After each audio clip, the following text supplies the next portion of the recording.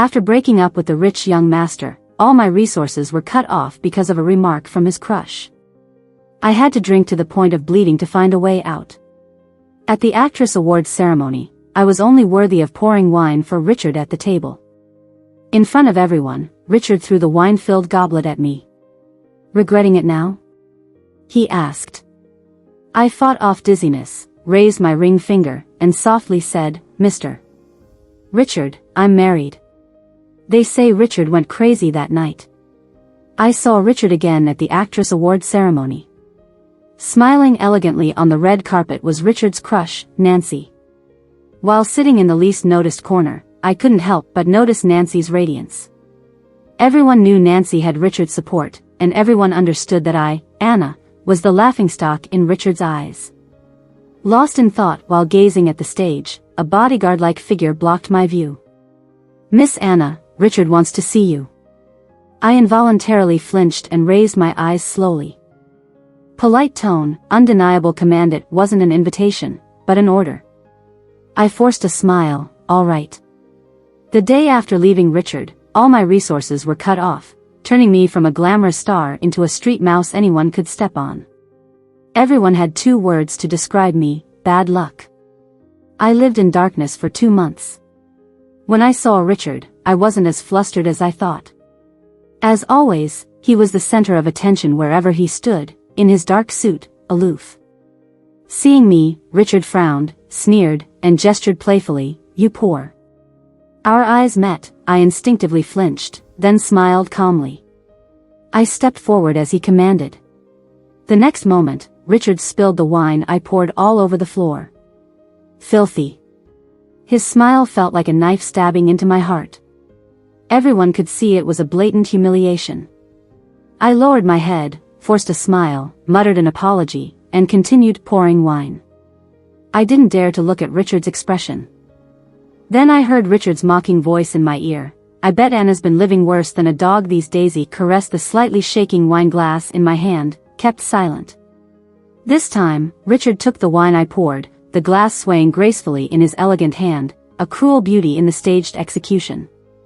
"Regret it now? You left because you were afraid I'd be crippled in a car accident, right?" he sneered. "It's laughable, Anna. I was fine, but you made the wrong bet." Richard looked at me with disdain, as if eyeing prey he could kill at any moment. "Do you regret it, Anna?" His tone was cold but insistent on an answer. Fighting off the dizziness in my head, I smiled as gently as I could. "No regrets. I've never regretted anything. That includes leaving Richard back then." I didn't need to look up to know how terrifying Richard's face must be now. Stubborn. The high goblet smashed into my chest unexpectedly. A dull pain and the coolness of the wine made me shiver.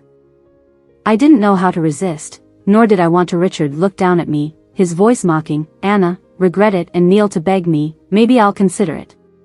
Before Richard could finish, I cut him off. "I'm sorry."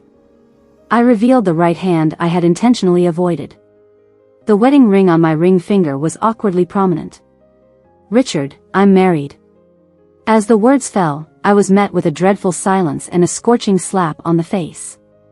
Nancy had appeared at the ceremony's end, giving me a backhanded slap.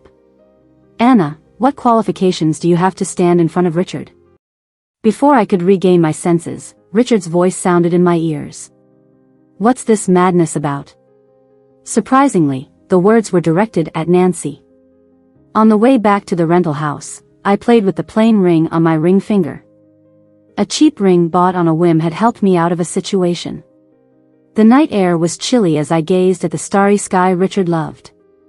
I could never hold any resentment towards Richard. The year of the car accident that took my parents, Richard saw me covered in blood at the scene and insistently said, "I'll take her home to Richard." I might have been just an item whimsically bought by a rich young master. But that sentence became my only redemption in the long nights that followed. From the moment I arrived at Richard's house, I knew he had a childhood crush. I never harbored any fantasies that Richard would fall in love with me. Lost in thought, I awkwardly inserted the rusty key into the lock of the rental house. The intimidating voice of a middle-aged man suddenly sounded, "If the overdue rent isn't paid, don't blame me for taking other measures. The agent's gaze lingered maliciously on my wine-stained chest. I quickly covered it with my hair, speaking humbly, I'm sorry, I'll pay in a couple of days. Can you give me 2 more days? My clenched fist was sweating profusely. I was fully conscious. I couldn't fight him. I had no room for retaliation. Pleading was the only option I had. Fine, but no more than 3 days. If it's not paid, you're out. The agent's eyes as he left looked at me like trash. Fine, fine. I immediately bowed compliantly. I thought I had gotten used to this kind of life, yet the feeling was still bitter. I couldn't remember which key it was, almost trying every key on the ring. As I closed the door, a suited hand intercepted my hand's movement firmly. Recognizing the familiar knuckles, my mind went blank instantly. She's not some motherless wretch, she's mine. Who are you? That summer, Richard's fist swung in front of others. A remark, either out of pity or some other emotion, hit my heart precisely. Frozen in place, Richard walked in. He was so tall, I had to tilt my head to see him. You left me for that middle-aged man just now? Is this the home he gives you? Anna, where did your dignity go? Caught off guard by those gloomy eyes, I couldn't tell if it was an accusation or mockery. It turned out that Richard mistook the agent from earlier as the husband I had made up out of thin air. Uncertain how to explain, I lightly laughed and steered the conversation away. Is there something you need from me, Richard? Richard remained silent, his narrow eyes fixed on me.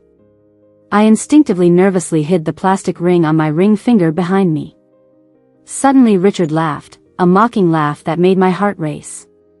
Of course there's something going on, he said as he approached, cornering me against the study door. Anna, you know, betraying me never ends well. His voice was low, and I could see the hatred in his eyes. Ironically, all I wanted was to remember his scent. Anna, your life is in my hands. I never expected you to be such an ungrateful serpent. Since you don't know how to show respect, fine, I'll wait for the day when you kneel before me, gasping for air, begging for mercy. Richard's emotions were running high, almost slamming his arm into the study door. My heart skipped a beat, and I instinctively grabbed the doorknob. Richard visibly paused, his knuckles turning white. What, not even your middle-aged husband's room is good enough to be seen? I kept my head down, didn't say a word, just held onto the doorknob tightly.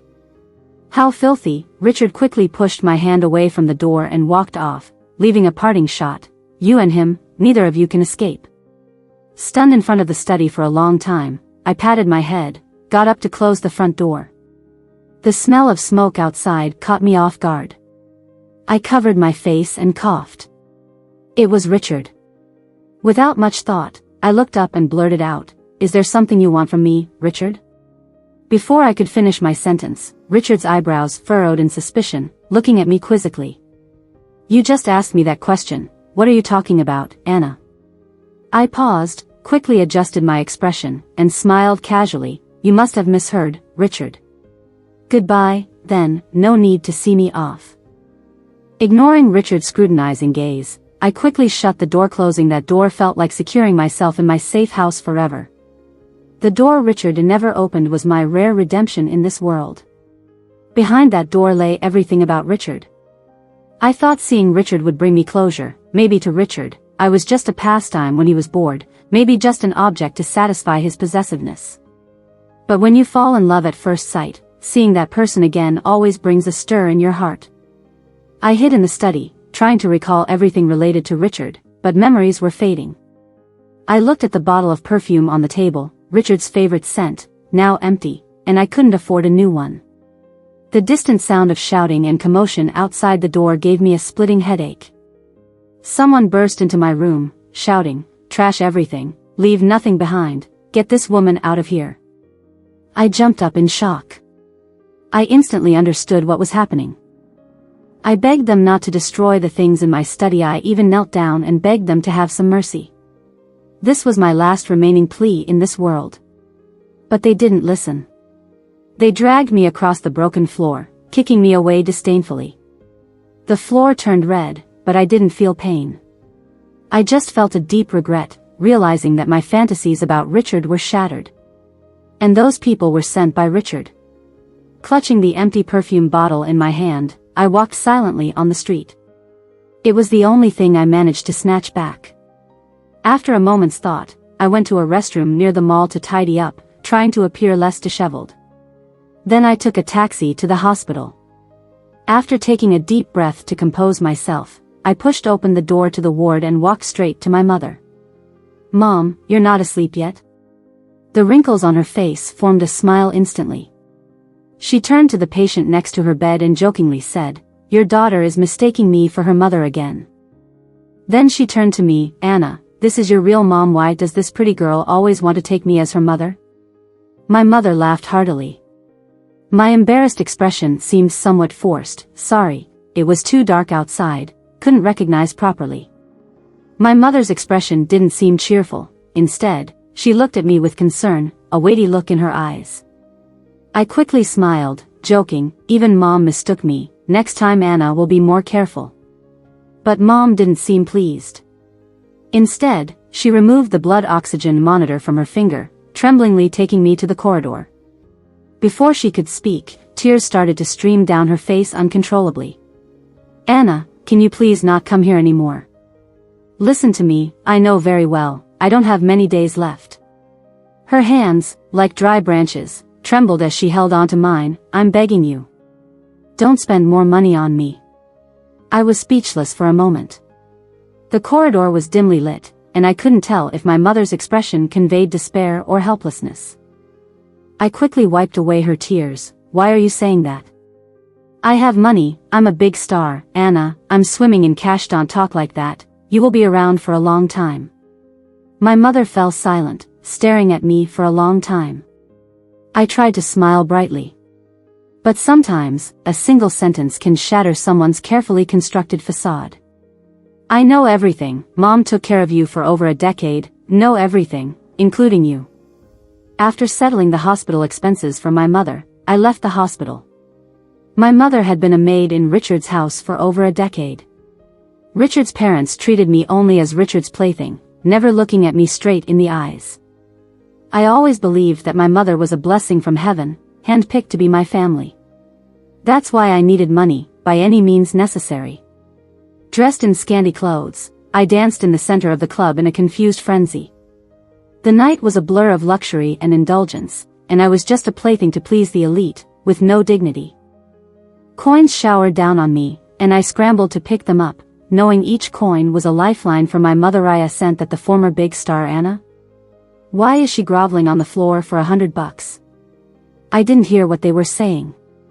Until a familiar scent filled the air. I sat on the floor, holding on to the money, looked up blankly at Richard. But all he had for me was mockery in his eyes. He didn't even spare me a glance, saying, "Anna, after raising you for over a decade, I can still take everything away from you." I remained expressionless, as everything I had was gone since the day Richard had a car accident. He stepped on the money in my hand and my wrist, his voice cold as if it could penetrate me. "Things that don't belong to you, don't take." He stepped hard, my palm was already devoid of any color, but I had no intention of compromising. I couldn't lose my mom again. I stared at Richard blankly. "Want it?" Richard's tone was sarcastic, "Then kneel down and beg me." As soon as he finished speaking, my knees, which were half crouching, touched the ground, making a crisp sound. I looked up at Richard and smiled sincerely. "Please, Richard." "Damn it." I heard Richard curse under his breath through gritted teeth. He turned around, roaring at the people who had just mocked me, "All of you, get lost." Then he left without looking back. The bar suddenly fell silent, and I danced all night. That night, I couldn't see the faces of the audience, all I could see was Richard from my memory. When I first transferred and was bullied, it was Richard who carried me out of the mess room in the junior high department. Ignoring the paint and water stains on my body, he carried me all the way back home. He said, "Anna, don't be afraid." In that moment, even if the sky fell, I wasn't afraid. Today is similar to that scene back then, except this time, Richard has become the one humiliating me. I remembered one more thing about Richard. After that day, no one in the bar ever bothered me again. I rented a new place, barely gathered enough money to cover my mom's recent expenses. I was planning to continue living aimlessly, but I met someone on my way to work. I nervously fidgeted with the notebook in my pocket and looked at the approaching person. Judging from her expression, she was coming towards me. "Anna, what did you say to Richard?" Clearly he wasn't like this before. As she raised her hand to slap me, I instinctively took a step back. My reaction seemed slower than I expected as her manicured nails left a fiery red mark on my face. Who is she? That was my first thought. You've been clinging on to Richard for over a decade, isn't that enough? Everyone knows Richard is mine. Who do you think you are, trying to be his girlfriend? What have you done to bewitch Richard? She was so intimidating, I took 2 steps back, furrowing my brow and asking, "Who are you?" The newcomer looked confused. "Anna, are you crazy? Richard isn't here, stop using your tricks on me." Silently, I took out the small notebook from my pocket and casually glanced at the first page. Then I looked up at her and softly said, "Nancy?" She dared to call my name, snarling, "You? Who gave you the right to call me by my name? You got me wrong." Her eyes widened when I said, "Nancy, are you coming apart at the seams?" Nancy's pupils dilated instantly. Despite being an actress, she failed to conceal her shock. What nonsense are you spouting, Anna?" With a single phrase, Nancy's eyes narrowed to slits. "Anna, what do you know?" "I know everything. But sometimes the truth doesn't have to be made public. The so-called truth might be my last fig leaf." Without directly answering Nancy's question, I just said, "Nancy, I will be fine for being late for work yet." With just those words, I saw an indescribable fear on Nancy's face. Suddenly, the familiar scent of cedar behind me flooded my nostrils. I suppose, at that moment, my expression was probably no different from Nancy's. "Anna, what do you know?" This sentence was said by Richard. Despite the absurdity of what I had just said, I casually told Richard, "I left you because I didn't want to spend the rest of my life with someone with a disability." Knowing Richard, a proud man, he would not pursue the matter further. As a matter of fact, Richard disappeared slowly with his arm around Nancy's waist in front of me, leaving behind the words, "Rare to see an unlucky person." It hurt even more than the day of the car accident. I walked aimlessly, suddenly forgetting where I worked. I flipped through the notebook which was filled with things related to Richard. The people in the flower shop cursed at me, telling me to leave, saying I don't work there. I quickly apologized and left with my head down. My phone rang. Taking out my phone, I felt the still bulging pocket. The realization suddenly hit me that today was the day to pay for my mom's medical expenses at the hospital, and I had finally gathered enough money. Pressing the answer button, I smiled as I put the phone to my ear. "Anna, your mom couldn't be saved." What does he mean by couldn't be saved? I had just managed to gather the money. Clutching the thick stack of bills in my hand, I trembled uncontrollably. I no longer had a mom. I leaned against the wall, gasping for breath, too overwhelmed for tears to fall. Am I really a jinx, destined to be abandoned by everyone? Should I have died in that car accident over a decade ago? At my mom's funeral, Richard was also there. But surrounded by Richard's friends, they all seemed familiar to me, but I couldn't recall any of their names. There was a woman who kept clinging to Richard continuously. It made my heart ache, so I just stopped looking. A cold and harsh voice suddenly sounded in my ear, sending a shiver down half of it. Such a good pretender. "Anna, stop faking tears, you don't deserve it." Yes, in Richard's eyes, I was a complete traitor, disgusting to him. I clenched my hands, pretending not to hear. Suddenly, memories of the bloody car accident scene from over a decade ago flooded my mind. I stood there all alone with a doll in my arms.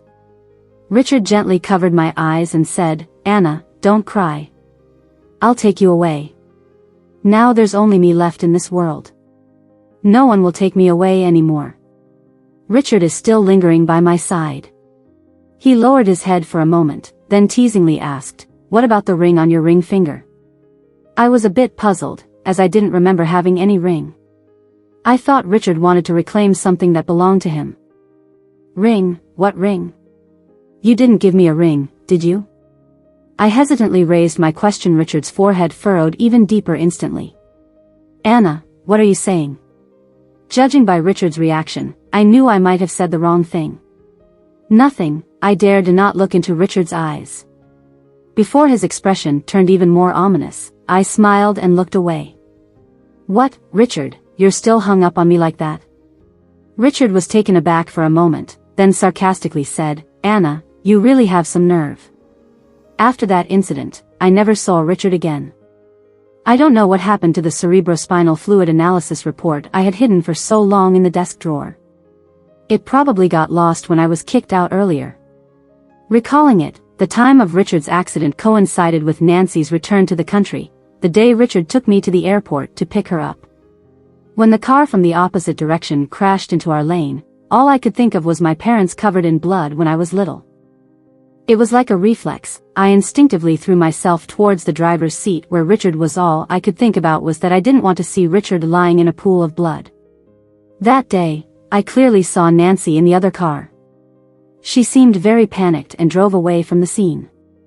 In the end, I shielded Richard's upper body.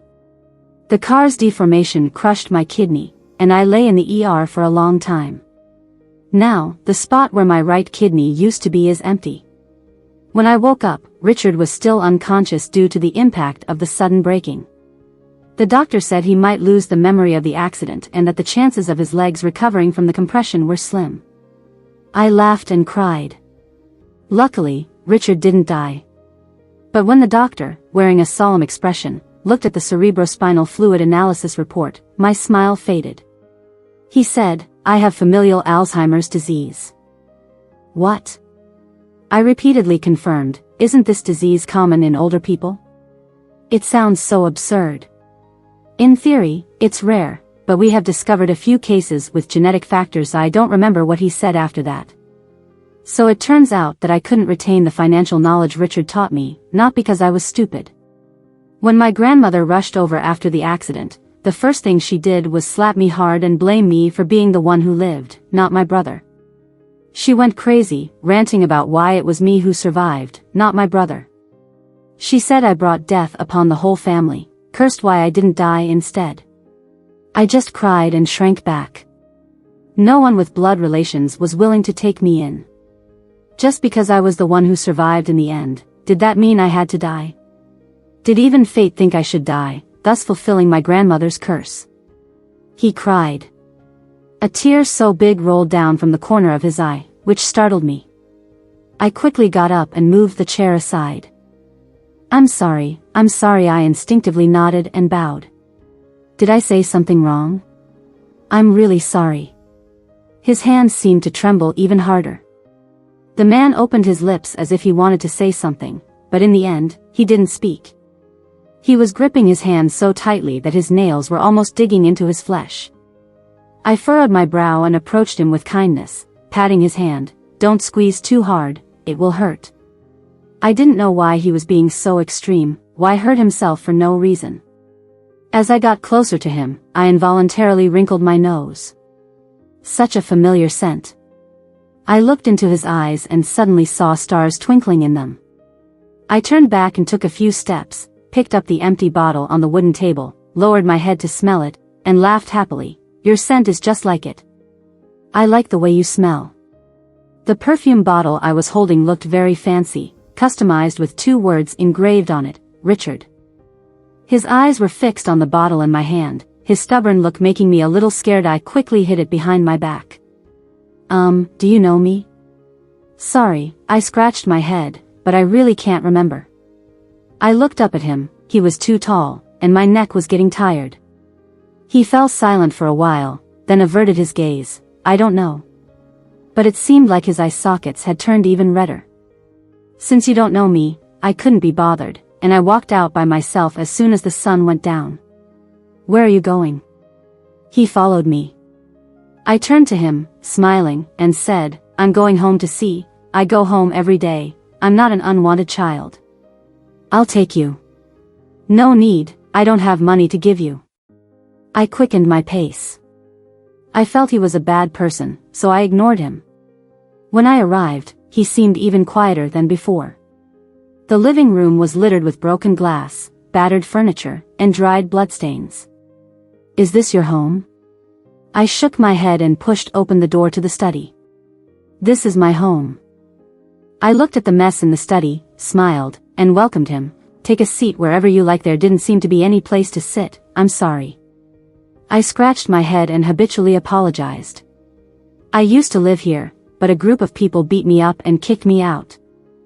I begged them, really, but it was no use. I smiled at him.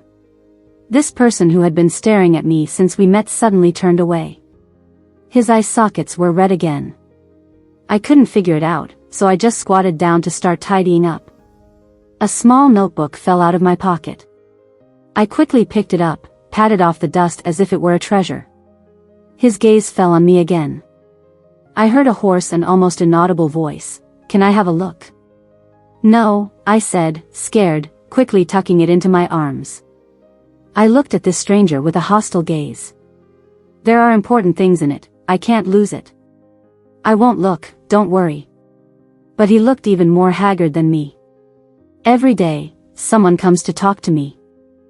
I'm not sure if it's one person, but they all have the same scent. Let me tell you a secret, I like someone. His name is Richard. But I can't see him anymore. He doesn't like me, he likes someone else." I fiddled with the bottle with Richard written on it, talking to myself. But suddenly, he looked at me with a determined gaze. He said, "Richard has always only liked Anna." I looked up at him blankly, gazing at him. "Who is Anna? Why does Richard like her? Why doesn't he like me? Oh, how can I be a match? I'm just a jinx." I smiled at him. But suddenly, a pair of arms hugged me tightly, and I didn't push away or resist. The faint scent of tobacco mixed with cedar wood rolled into my nostrils. I don't know why, but I felt like crying. "I'm sorry, Anna." His voice sounded by my ears, somewhat unreal. I opened my mouth in his embrace. "Thank you." And the next sentence, Richard's mouth moved but no sound came out. And later on, Richard still came every day. But he never saw Anna again. He just sat quietly on the little chair where Anna used to stay, flipping through that small notebook all day. It was not big, but it was densely packed with him. Richard's epilogue. The first time I saw Anna, she was kneeling by the roadside, holding a blood-stained doll, being beaten. In those doll-like big eyes, there was a despair and fear that a person of that age should not have. I've never seen such a desolate and timid appearance on anyone else. I wanted to take her home, must be interesting. I didn't know what Anna had been through before, everything scared her. Even when I held her hand, she looked at me with fear. I liked her hiding behind me, but no one could bully her. When I carried her out of the cluttered room, I couldn't wait to kill those beasts who didn't know any better.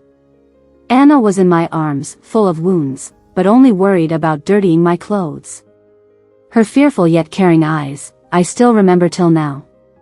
I wanted her to be bright and independent, to be herself, without fear. I stepped out of Anna's comfort zone, threw money to let her enter the entertainment industry. I watched Anna transform from a timid girl into a confident and flamboyant star. I think I will always be there to support this little girl. On the day I brought Anna to meet Nancy, I had been planning for a year. It was a proposal. Friends said Nancy would make Anna feel threatened, creating a bigger proposal surprise. Yes, I have always known the love stories circulating in the industry. But I never explained it to Anna. I thought after more than a decade of being together, Anna would understand what she meant to me.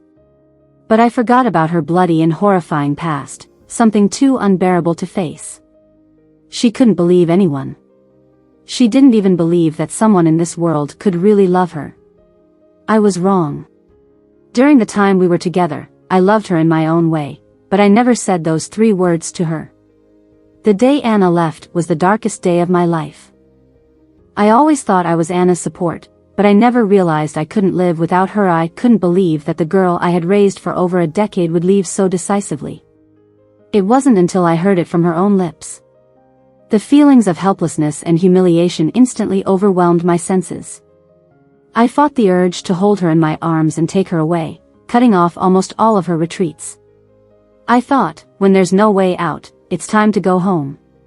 But I underestimated her stubbornness. I knew she was timid, but I never thought she could be so fierce when she set her mind. I was powerless. When I saw Anna kneeling down for money, I almost choked. I couldn't bear to watch, afraid that my eyes would turn red the next second. I had to turn around and leave in frustration. I couldn't understand why she stopped loving me. My leg had already healed. It was a long time after I saw the test report. I bought Anna's rental house before, but I never had the courage to visit. I wanted to know the truth, yet I was afraid of knowing it. That report, along with all my belongings in that room, left me breathless. I tore my own raised flowers apart, trampling them back into the mud. I found out the truth. Every word in Anna's notebook was about me. She never blamed me. I led her out of hell and cast her back in with my own hands. Later, I learned that Anna kept things about me to slowly forget me. But she could no longer hear my overflowing affection.